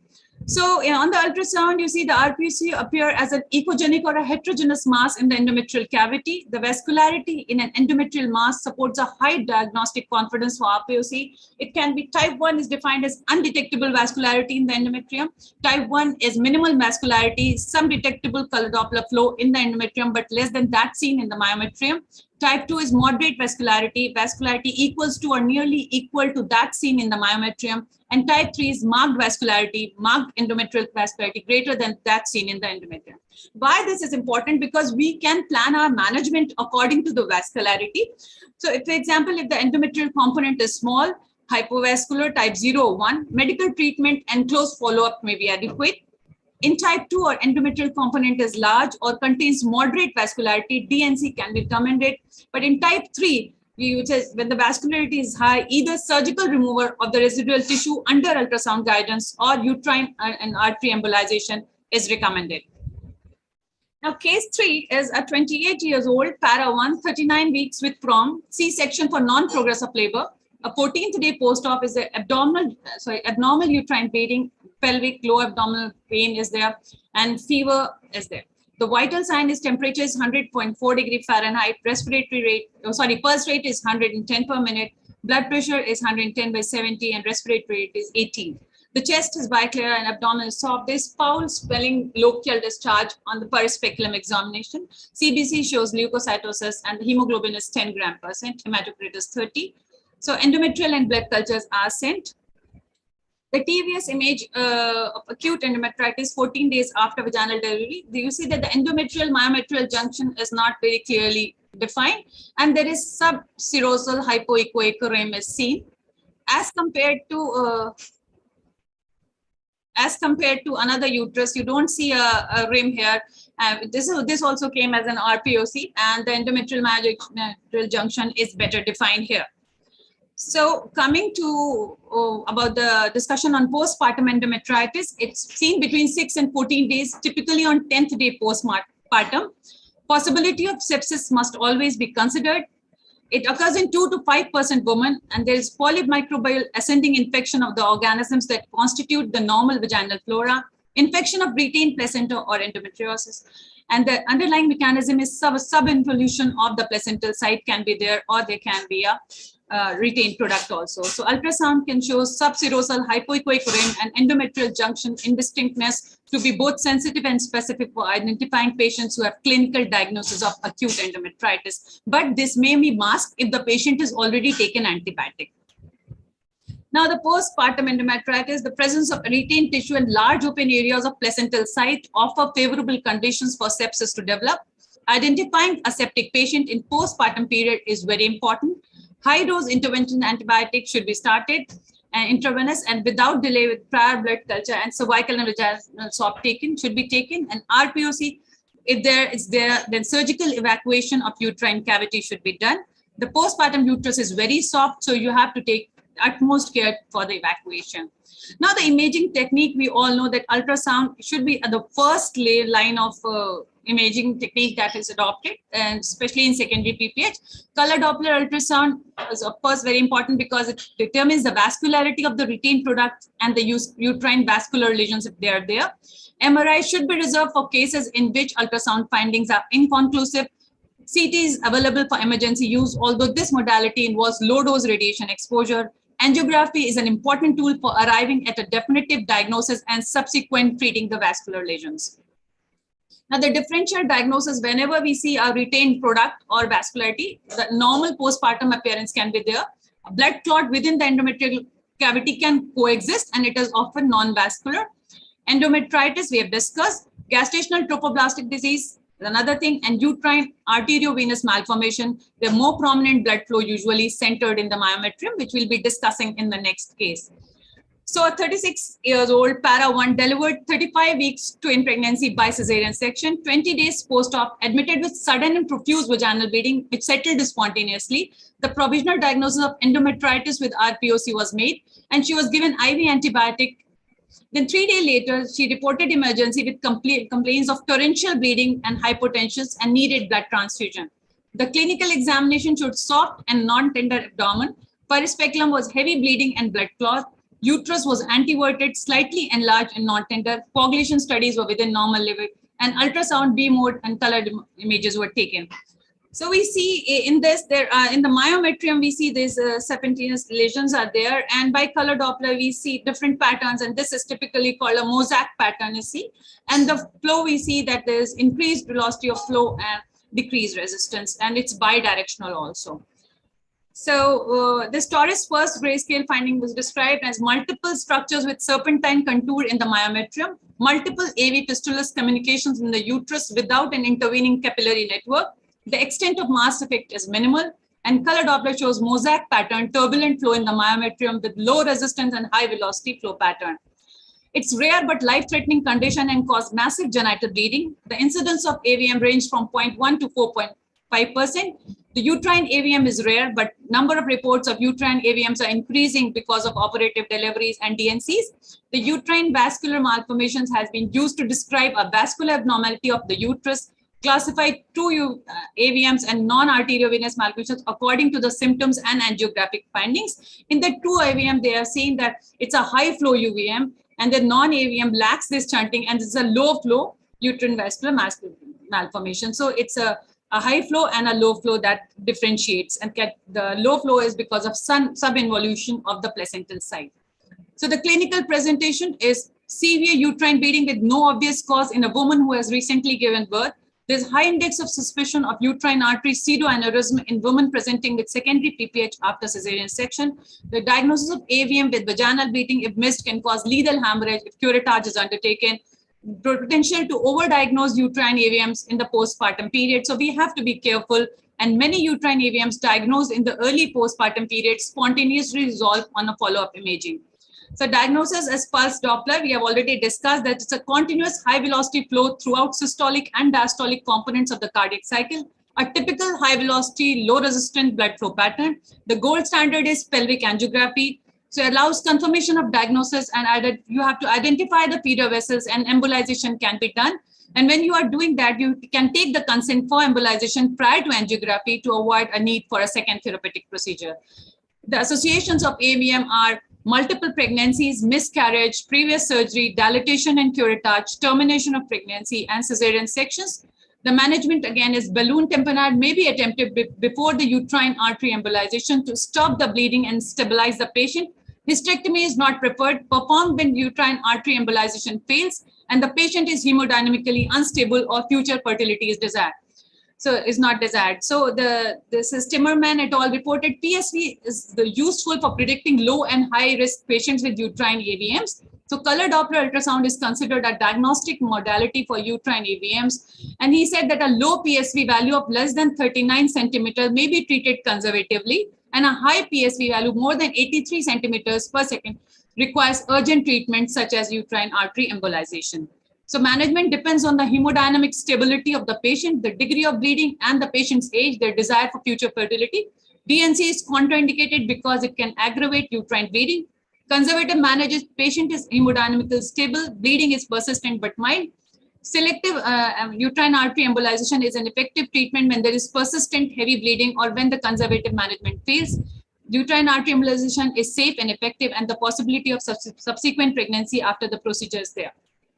So the interpretation is clinical management dilemma arises from the overlap in these uterine vascular lesions. There's Timur and Trish recommend stratification of uterine vascular lesion by PSV regardless of the presence of RPOC.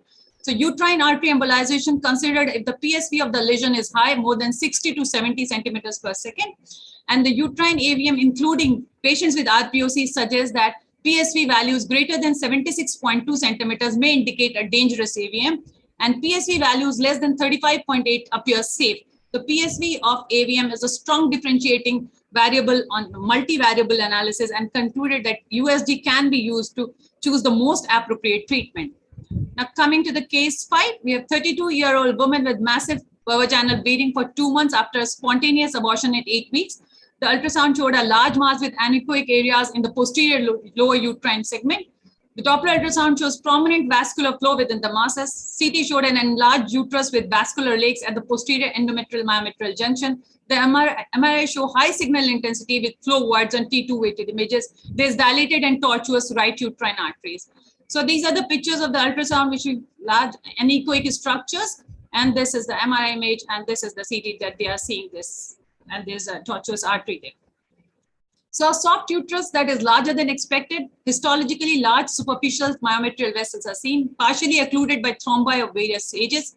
Vessels are dilated with hyaline material replacing the media. The extravillous trophoblasts persist in the perivascular location. Histological findings are diagnosis.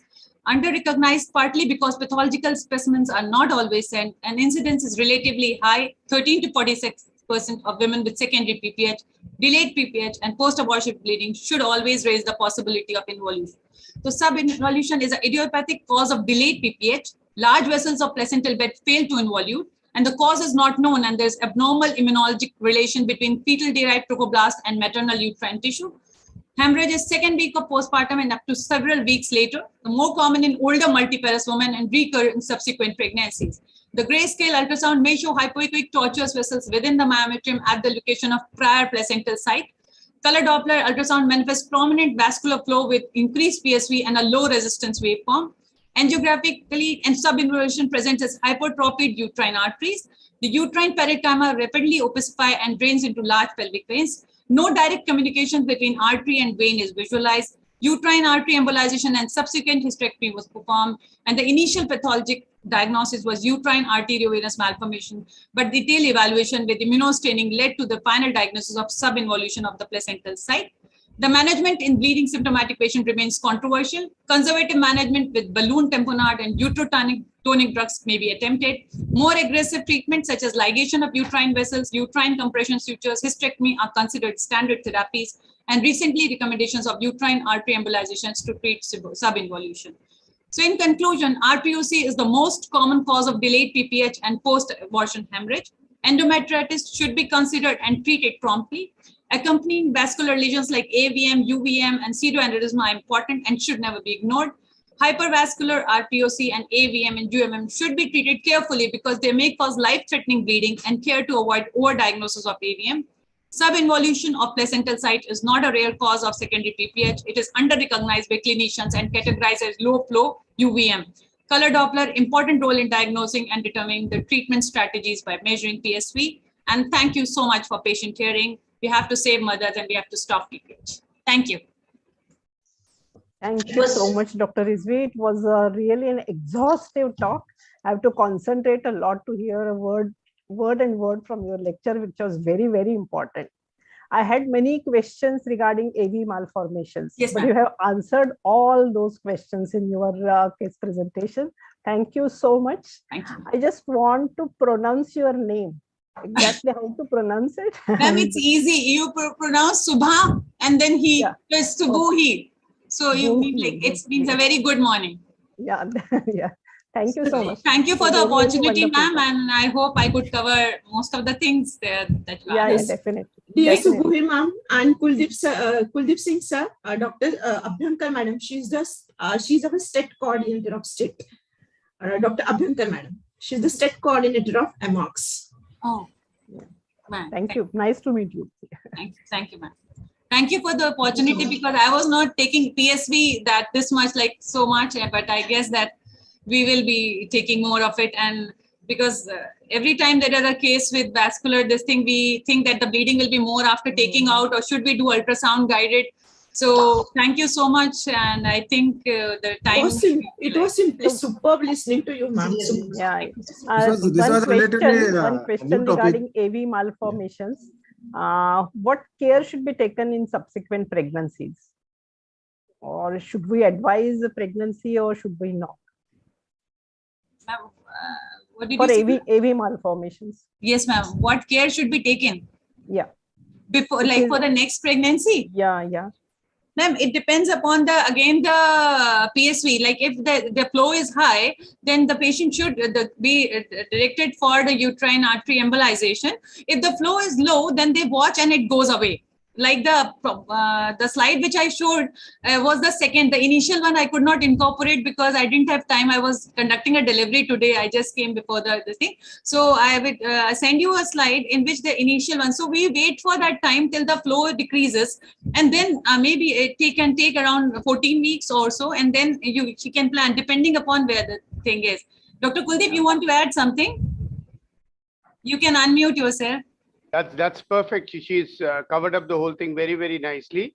I just wanted to, whatever she said, 2D is equally important. You need to be careful. Whatever lesion you're looking at, is it endometrial, subendometrial, or myometrial?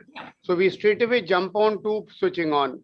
Secondly, as rightly said by Dr. Subhuhi, was that whenever you're taking a peak systolic velocity, please do not take it in the normal color Doppler because you would require an angle correction.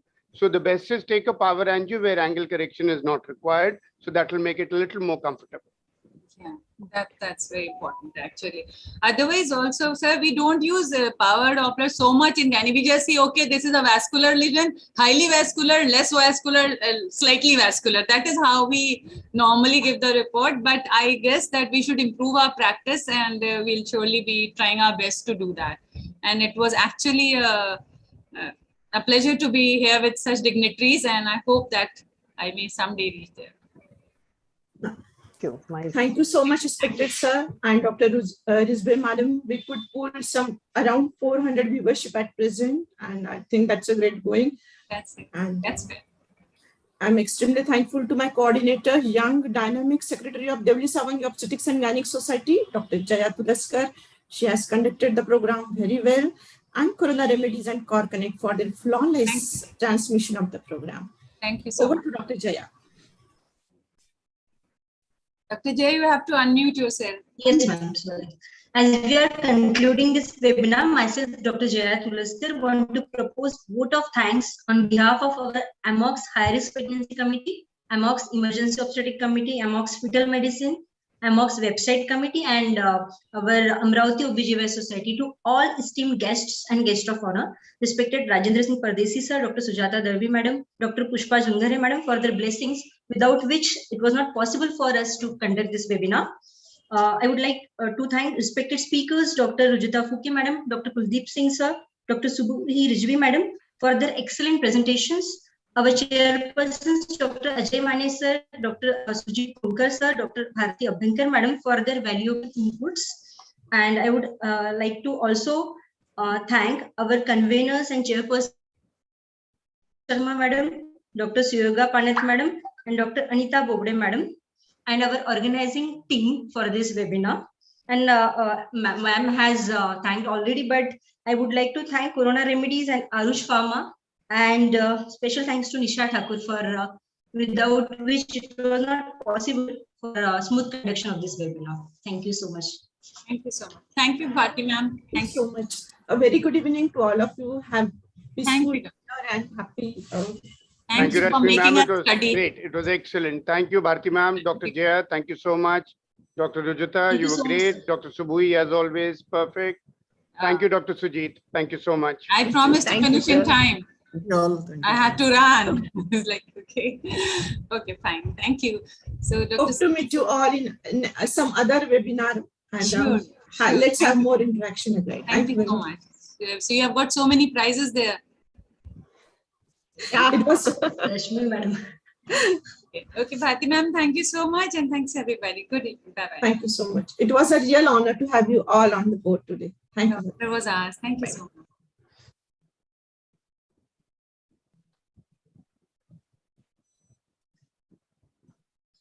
Thank you, Ji. Thank you. Bye-bye. All of you take care, please. Thank you. Thank Bye-bye. you.